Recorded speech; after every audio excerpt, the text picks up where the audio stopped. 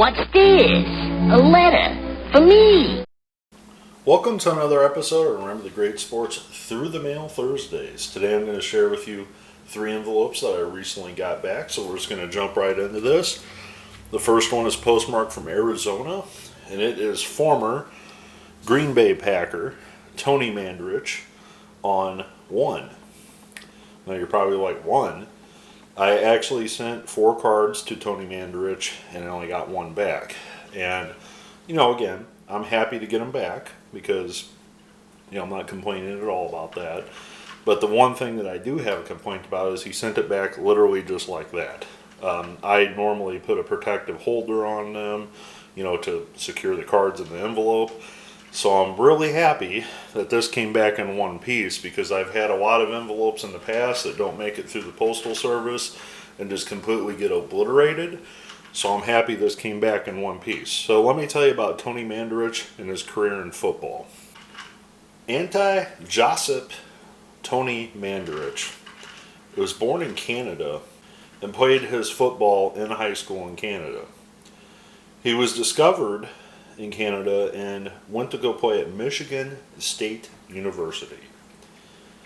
He was so dominant at Michigan State that he was coined as the best offensive line prospect ever.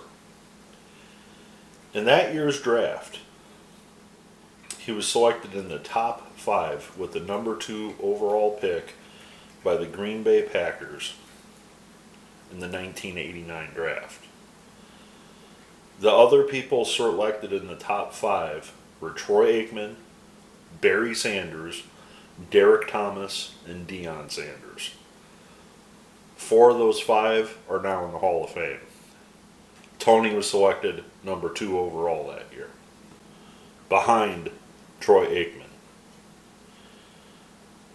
The Detroit Lions had the 3rd overall pick and they drafted Barry Sanders. Could you have imagined if the Green Bay Packers drafted Barry Sanders, how more dominant they would have been with Brett Favre at quarterback?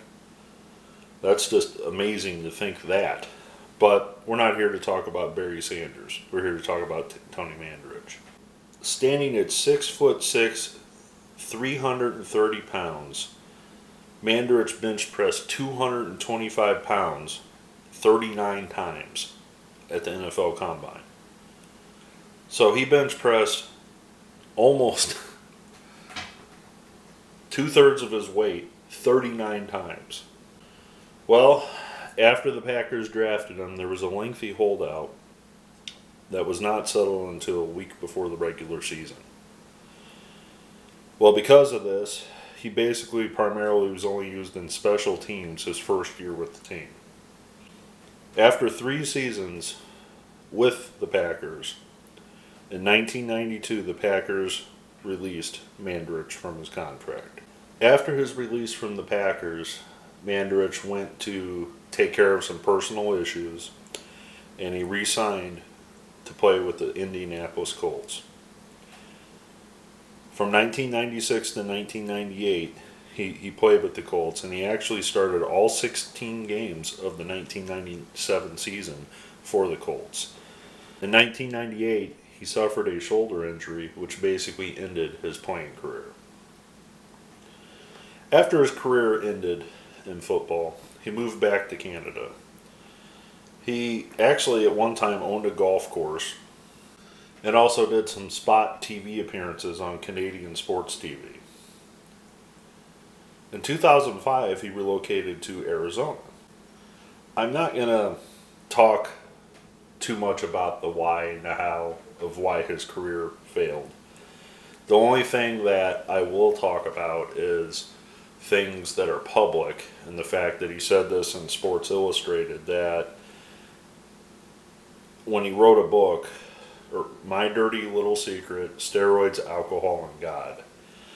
So basically, in that book, and also in a Sports Illustrated interview, he admitted to the use of steroids, not just while he was a pro, but also at Michigan State University. This guy is kind of like the Jose Canseco of football. He was built to be one of the best at his position while at Michigan State, but it wasn't truly just on talent. He was enhanced by performance enhancing drugs. So one of the things on my channel is I never talk negatively about anybody, but those are just a few facts, I guess you would call it, about Tony Mandarich. You know, kind of like with Jose Canseco, he's openly said, yes, I use steroids. Mandarich has done the same. So if you want to learn more about Tony Mandarich, ESPN actually did a documentary on him. So if you stream ESPN, you definitely could probably find that. That would be way more informative than anything that I can provide to you. So we'll move on to the next one. All right, so this next one is postmarked from Portland, Oregon. And this is one from my childhood days. And this is former St. Louis Cardinal football player / Arizona Cardinal Neil Lomax on 1, 2, 3, and a 4th. And if you remember a little while back when I bought all my football cards, I just got a superb, awesome buy on these years in singles, and Lomax had a card in every one of those sets that I got. So he actually has the action card here, which is pretty cool as well. So let me tell you about Neil Lomax and his career in football. Standing at 6'3", Neil Lomax started his collegiate career playing for Portland State University, which is definitely not a well-known football program. He actually started out as the 5th string walk-on quarterback with the team. By the time he finished his career with Portland State, he ended his college career with passing over 13,000 yards, which is the equivalent of 7.5 miles, and over 100 touchdown passes. So talk about moving up the ranks pretty quick. You go from a 5th string quarterback to passing for over 13,000 yards. That's just crazy. In one game alone in 1979, he actually passed for 499 yards. Well, the St. Louis Cardinals drafted him in 1981 in the 2nd round, and he immediately was an impactful player, splitting time with then veteran Jim Hart at the quarterback duties for the Cardinals. During his time with the Cardinals, he spent his entire career there. In 1984 and 1987, he made the Pro Bowl. The long toll of quarterbacking with the Cardinals, he made the move to Arizona with the Cardinals. And after missing all of the 1989 season due to a severe arthritic hip injury, he was forced to retire in 1990. After 1990, he had a hip replacement surgery, and that was the end of his career. Lomax finished his career a below 500 quarterback. He was 47 wins and 52 losses, 136 touchdowns with 22,000 yards passing. Unfortunately, the team that he quarterbacked, the Cardinals of the 1980s, through 1989 basically, were not very good franchises. I would say they were better earlier in his career than they were towards the middle or the end of his career. But after he retired from football, he moved back to he moved back to Oregon, and he actually started coaching as a head coach at Fort Vancouver High School in Vancouver, Washington. He would actually make the commute from Oregon to Washington to be their coach. In January 2020, he resigned as the head coach of that high school football team. He decided that the travel back and forth was too much, and he decided to call it a career from the education field as well. So, very cool story about Neil Lomax, from how he went to Portland State and just crushed everything that came in his, basically his path as the quarterback at Portland State. And he didn't find the huge success, in the NFL. He played for a franchise that wasn't that great, but he was a 2nd round pick and he had a pretty successful run as a quarterback for a long time. So very happy to add Mr. Lomax to the collection. We'll move on to the next one.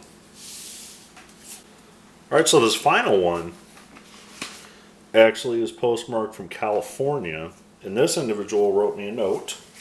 Makes sense that it's from California because when I show you who it is, it's somebody that spent their entire career, I believe, with the Los Angeles Rams, and that is Doug Smith, former Pro Bowl center for the Rams. And I will tell you a little bit about him in a second, but I'm going to show you the little note that he included to me. And it's a computer printed note, nothing fancy.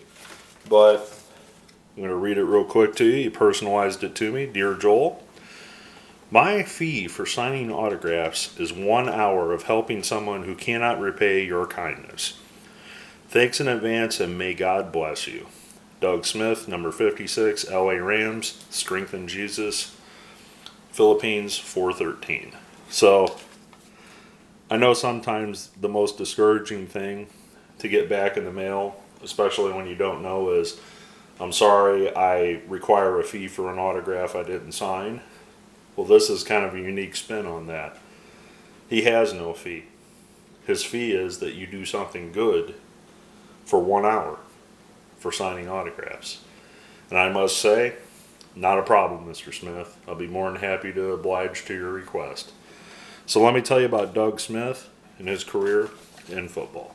Standing at 6'3", nearly 260 pounds, where he attended college at Bowling Green and was undrafted and signed with the Rams in 1978. Well, his first couple of years with the Rams, he was not playing center at that point, but was playing more guard and tackle. And his first year in 1978, he did appear in 16 games, almost every game, for the Rams, but only started 2 of them. Well, 1979, he would only appear in 4 games for the team. And in 1980, he would shift to right guard and start 8 of 8 games during that season, appearing in just 8. In 1981, he would become a right tackle, appearing in 16 games and starting 13 of them. Well, in 1982, he would shift to center and he would start 9 games and appear in 9 games for the Rams that year. 1983, he would start 14 and appear in 14 games. And in 1984, by the time he was 28 years old, he would appear and start in 16 of 16 games and be named to his first Pro Bowl as an offensive lineman. He would then appear in the Pro Bowl from 1984 to 1989 as the starting center for the Rams throughout those years. Well, at 34 years old in 1990, he appeared in 16 of 16 games, starting all 16. And then in 1991, he would appear in just 15 games, starting only 8 at 35 years old. So in total, Doug Smith played in 187 games throughout his pro career.